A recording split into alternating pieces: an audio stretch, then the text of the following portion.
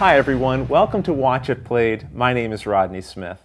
In our series, we take a game, we show you how it's played, and then in the following episodes, we play the game. And where possible, put a seat at the table just for you so you can play along with us and help us make some of the gameplay decisions between the episodes. By doing this, we believe that you'll be able to decide for yourself whether or not the game would be a good fit for you, your family, or your gaming group. Now in this episode, we're going to learn how to play the 2 to 4 player game, Relic Expedition by Foxtrot Games. Here you'll play as an explorer going through a vast jungle, looking for relics. But of course, several dangers stand in your way. So you'll be racing to be the first player to safely navigate those dangers, collect your treasures, and then escape by helicopter. But now, join me at the table and let's learn how to play. To set up, each player starts by picking an explorer and backpack tray of matching color. Since we'll be setting up for a 2-player game, I'll return the purple and red options to the box. Now place the base camp tile in the center of the playing area and have the players each pick their own helicopter clearing space to put their explorers on. These spaces are clearly marked with an H. Here are just a few of the many hexagonal tiles that come with the game. Most have a tan back, but these starting tiles have a pink back, which are shuffled and placed into a face-down pile. Tiles are now taken from this stack and then placed into each empty adjacent space next to the explorers. Anytime you're drawing and revealing tiles in this game, the orientation should be randomized as well. So as I take them from the stack, I just flip them over and slide them into place. Any unused starting tiles can just be returned to the box, but all of the tan-backed hexagon tiles should be shuffled and placed face down for use later. The circle tokens with the golden backs are relics. They have 6 symbols that come in each of the 6 colors. Now, if you're playing with 2 players, you need to return one of each symbol to the box, and each of those 6 relics must be from a different color. The remaining relics are then shuffled and placed face down. When playing a 3 to 4 player game, don't remove any of the relics. Now put out the mountain, cave, and river feature boards. These have symbols known as relic tables, where you will place a number of random relic tokens face down equal to the number shown there. These feature boards and any remaining relic tokens can then be put aside for use later. The green-faced banana, vine, and panther trap tokens can also be placed face up to the side for use later. All of the tan-faced circle tokens should be placed into the black supplies bag. A reference board should be handed to each player, and then the animals, curse tokens, and dice can be set out for use during the game. You'll notice the panther is nearly invisible on this tablecloth, which makes it extra deadly. And that's the setup. Relic Expedition takes place over a series of turns, and on your turn, you'll roll dice which may allow you to move some animals, but also take actions, like collecting additional supplies or moving your explorer through the jungle to discover new locations. The object of the game is to be the first player to collect at least 4 relics having the same color or same symbol, and then get to a helicopter clearing and escape. To start the game, all players roll the 8-sided die, with the highest roll going first, re-rolling for ties. At the start of your turn, you'll roll the 2 6-sided dice. You always resolve the die with animal symbols first, but at the start of the game, there are no animals in the jungle, so it does nothing. We'll come back to the rules for animals a little later. For now, let's focus on the result of the second die, which has potential values of 2, 3, and 4. This is the number of actions you'll be able to take on your turn. One of the possible actions you can take is using the supply line. You can do this from any space, and for each action you spend, you can draw a random token from the supply bag. You'll then place it into one of the numbered slots on your backpack tray, hidden from the other players. The tray shows 8 numbered slots, so 8 is the maximum number of tokens your explorer can carry at any one time. If you ever collect more than 8 items, then you must decide on the 8 that you want to keep, placing any extras face up on your current space. This means that you could come back later and pick that item up, unless another player has already gotten there first and taken it. We'll talk about the various supplies and their uses a little later, but for now, let's talk about the other action you can take. movement. It costs 1 action point to move your explorer to an adjacent space through an open clearing. You can also move through dense jungle, as we see here, but this will cost you 2 action points. Moving through dense jungle that's side by side, like this, still only costs you 2 action points. Anytime you move to a new space and there are empty spaces adjacent, immediately and randomly place new hex tiles in those spaces. Tiles must be able to fully rest on the table. If they can't, then they are not placed. Some of these tiles will have a symbol requiring you to place a game piece there. When revealed, these tiles will require you to bring out a snake, boar, panther, and monkey. This tile also shows a relic table, so like before, you bring out a number of relics equal to the number shown on the tile. But this time, you place the relic face up. Tiles with vines and banana trees receive a vine and banana token from the face-up piles we made earlier during the setup. Anytime you reveal a tile and all of the illustrated pieces are in use or have been removed from the game, then you don't have to place anything. And as often as you like, for no cost to your actions, you can pick up and drop off items into a tile space. These 3 tiles mark the entrances to the matching feature tiles we saw earlier, but we'll discuss them later. Some spaces show a helicopter clearing. From there, you can spend 3 action points to travel to any other helicopter clearing on the board. Something to point out, in these examples, I'm not doing this, but anytime you move to a new space, remember to put out new tiles in empty spaces that are adjacent to your explorer. This is a quicksand tile. Explorers cannot be moved here without the use of a vine, as we'll see later. And animals moved to quicksand are removed from the game. This is a poison ivy tile, and moving here will poison the explorer, ending the turn immediately. To show this effect, the explorer is placed on its side.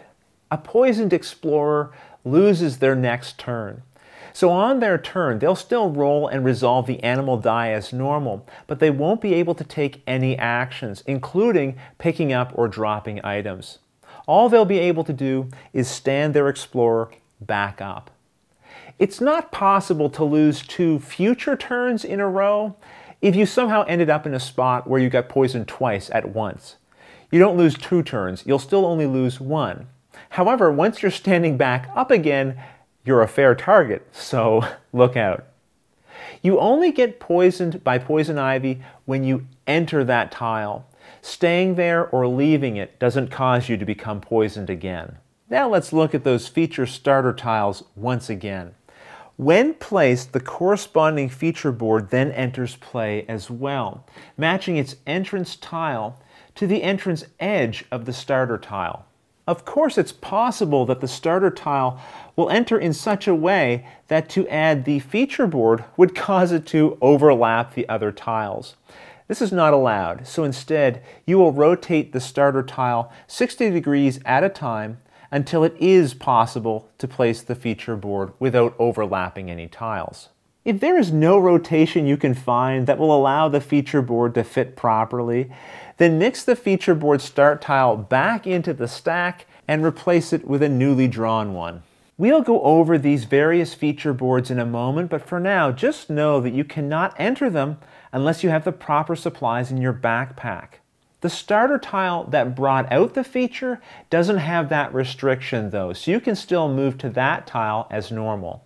Now you know enough about the gameplay that we can go back and take a look at how animals work. And I've expanded the jungle here a bit to help me illustrate this. Remember, on your turn, you roll the 2 6-sided dice. And if there's an animal showing on the die that also exists on the board, you resolve that before taking any of your actions. The animal die also has a blank side, and that just means none of the animals will activate. If I had rolled a snake though, I would pick a snake on the board and choose to move it 1 or 2 spaces. For example, as the blue player, I may choose to move this snake 2 spaces, like so. When an animal moves into a space with an explorer, it must stop and an encounter occurs immediately. The same is true if an explorer enters a space with an animal. But we'll show how encounters are resolved in a moment. after an encounter is resolved, say with this yellow player, then if there were additional animals of the same type on the board, in this case more snakes, then in clockwise order each player moves a different snake piece until all the snakes have been moved exactly once that turn. So now the yellow player gets their revenge. They may move this snake 2 spaces onto my space. You'll notice animals ignore the effects of dense forest and poison ivy. And remember, animals moved to quicksand are removed from the game. You can move an animal out of and then back into the same space, and multiple animals can share the same space. As you saw, animals can enter any of the campsite spaces, but panthers and boars may not enter into any of the special feature boards. Remember, anytime an explorer enters a space with an animal, or an animal enters a space with an explorer, an encounter is immediately resolved. So let's go back and pretend that this snake was the first animal that moved. Snakes cause your explorer to become immediately poisoned, just like poison ivy. So I would put my explorer on its side, and I would know that I'd be losing a turn. A boar knocks you out, which has a similar effect. You'll also lose your turn, and have to place all of the items in your backpack face up on your space. This makes them available for others to come along and take. Remember, when you stand up during your lost turn, you're not allowed to pick up any items or take any actions. A panther has a similar effect. It will also knock you down and cause you to put all of your items face up in your space, but your injuries are much more severe. Because of this, you must be immediately evacuated from the jungle, placing your explorer in front of you. You do, however, receive a panther trap from the face-up supply. This will be useful the next time you encounter a panther, as we'll see later. Now, on your next turn, the only thing you can do is place your explorer standing up on any one of the helicopter spaces. When you encounter the monkey, roll the 8-sided die. Then reveal the item that you have in that space of your backpack and remove it from the game. If you had revealed a relic, the monkey has found what he's really after, and he also will be removed from the game along with the relic. Now, if the spot you had rolled for had been empty, let's say I had rolled an 8, the player activating the monkey discards any token on the tile with the monkey. In this case, we have a machete, so this would be removed from the game. However, if there had been no token here either, then the monkey steals nothing. If you move to a space with multiple animals, you encounter all of them in the order of your choosing, remembering that you can't lose more than one future turn at a time. And even if you've had an encounter with an animal, if another player enters that same space, they will also have to encounter those animals.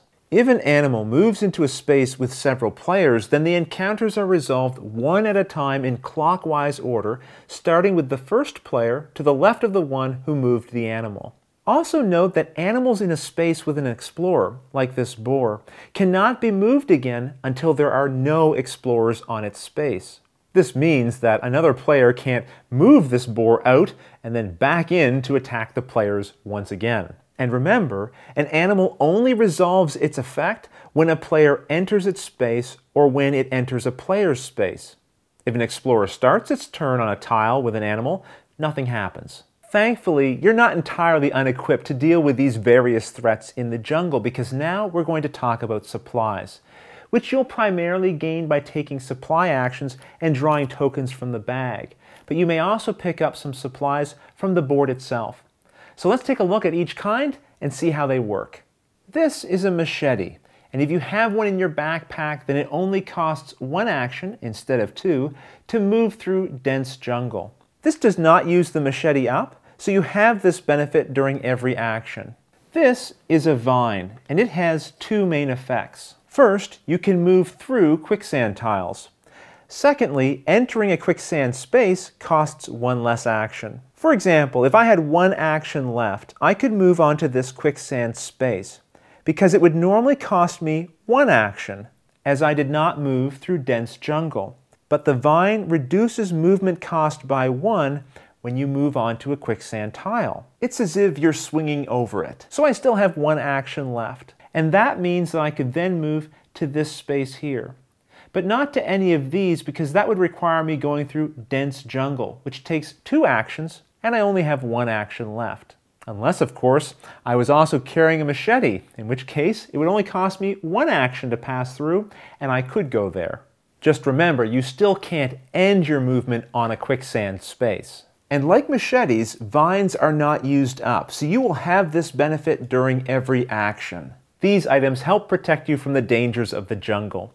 You can discard a first aid kit to ignore the effects of moving into a poison ivy space or an encounter with a snake. Discarding a banana allows you to cancel the effects of a monkey. Discarded traps only affect the animals depicted on them, but in addition to canceling the effect of the encounter, they remove that animal piece from the game as well. And tokens which are discarded for their use are removed from the game, not placed back into the bag or into a discard pile to be put back into play later. Discarding a dart token that shows a symbol of an animal you are encountering allows you to tranquilize that animal, placing it on its side and canceling its effect. Other explorers on the same space that have not yet resolved encounters with this animal will have those encounters canceled as well. Tranquilized animals cannot be moved, and explorers entering their space are not affected. However, as soon as the animal has no explorers on its space, the tranquilizers wear off and the animal stands back up and is ready for action. These final tokens are required to enter the special feature boards. A player must have a raft to enter the river, climbing gear for the mountain, and a lamp for the caves. These supplies are not used up, and you must keep the appropriate one in your backpack the entire time you are on the related feature. An important note about these items: if you're on the feature these are used with, and a monkey tries to steal your climbing gear, for example, he fails and has to roll again. You are considered to be actively using that item and aren't going to so easily lose it to that pesky beast. Of course, he could steal your raft or lamp while you're on the mountain. Although I do have to say, I love the visual of the monkey stealing the raft out from under you while you sail down the river. But rules are rules. So the last thing we need to go over here are these special feature boards. And these start with the relics face down, unlike the other relics that come out during gameplay, which are placed face up. That said, as soon as a player moves adjacent to a space with relics, they are immediately flipped face up. Relics on feature boards are special because they have a powerful curse on them. A player may only choose to take half of the relics initially placed on each of the feature spaces. So if I moved here, I could decide that I wanted to collect these 2 relics. The other 2 I would not be able to take. To show this, I would place a curse token of my color on each of the remaining relics. And while I can't take these relics, another player could certainly come to this location and claim these relics, discarding my curse tokens. Now, if for some reason other supplies or relics should get dropped into this space, they can be claimed as normal without restrictions or curses. Each feature board has its own unique rules. For example, the river can be joined to the river start tile on any one of these 3 sides. However, because of the current configuration of the tiles, this is the only way it will fit in. A player can enter the river as long as they have a raft in their backpack, and you fill in empty adjacent spaces as normal. You can enter the river from any adjacent space, so the yellow player could move into the river here, assuming they had a raft, and 2 action spaces to pay for crossing the dense forest here. They would then fill in the empty adjacent spaces as well. When placing the mountain board, it must touch either here or here to the mountain start tile, so I'll slide it in like this. You can also enter or exit the mountain from any adjacent space, and while moving on the mountain, if you end up near an adjacent empty space, remember to fill it in with tiles. Notice the mountain also has a helicopter clearing, which can be moved to and from like other helicopter clearings. The cave board must be joined to the cave start tile at this position, and you can only enter the cave from this space. Unlike the river and the mountain, you do not reveal adjacent space tiles when moving through the cave. Now remember, to win the game, you need to be the first player to collect at least 4 relics of either the same color or same symbol. Then get to a helicopter clearing and spend 3 action points to clear out of there and win the game. Now, the rules do offer a couple of modifications if you want a simpler first game. They say you can remove the banana and vine tokens and tiles, as well as the monkey.